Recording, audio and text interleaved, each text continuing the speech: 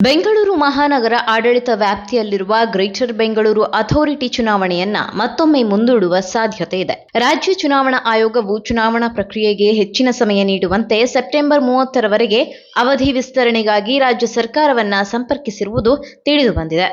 ಮೂಲಗಳ ಮಾಹಿತಿಯ ಪ್ರಕಾರ ಜಿಬಿಎ ವ್ಯಾಪ್ತಿಯ 5 ನಗರ ಪಾಲಿಕೆಗಳ ಚುನಾವಣಾ ಸಿದ್ಧತೆಗಳನ್ನು ಪೂರ್ಣಗೊಳಿಸಲು ಹೆಚ್ಚುವರಿ ಸಮಯದ ಅಗತ್ಯವಿದೆ ಎಂದು ಚುನಾವಣಾ ಆಯೋಗ ಅಭಿಪ್ರಾಯಪಟ್ಟಿದೆ.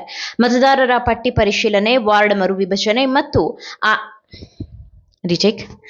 ಮತದಾರರ ಪಟ್ಟಿ ಪರಿಶೀಲನೆ, ವಾರ್ಡ್ ಮರು ವಿಭಜನೆ ಮತ್ತು ಆಡಳಿತಾತ್ಮಕ ಸಿದ್ಧತೆಗಳು ಇನ್ನೂ ಪೂರ್ಣಗೊಳ್ಳದ ಹಿನ್ನೆಲೆಯಲ್ಲಿ ಈ ಬೇಡಿಕೆ ಮುಂದುವರೆದಿದೆ.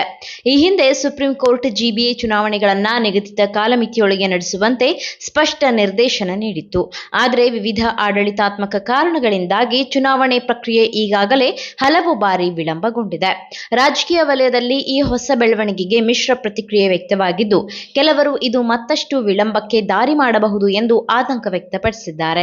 ಇನ್ನು ಕೆಲವರು ಚುನಾವಣಾ ಪ್ರಕ್ರಿಯೆ ಪಾರದರ್ಶಕವಾಗಿ ನಡೆಯಲು ಹೆಚ್ಚಿನ ಸಮಯ ಅಗತ್ಯವೆಂದು ಅಭಿಪ್ರಾಯಪಟ್ಟಿದ್ದಾರೆ. ಚುನಾವಣಾ ಆಯೋಗದ ಈ ಬೇಡಿಕೆ ಸರ್ಕಾರದ ನಿರ್ಧಾರ ಮತ್ತು ಮುಂದಿನ ನ್ಯಾಯಾಲಯದ ನಿರ್ದೇಶನದ ಮೇಲೆ ಅವಲಂಬಿತವಾಗಿದೆ ಎಂದು ಅಧಿಕಾರಿಗಳು ತಿಳಿಸಿದ್ದಾರೆ.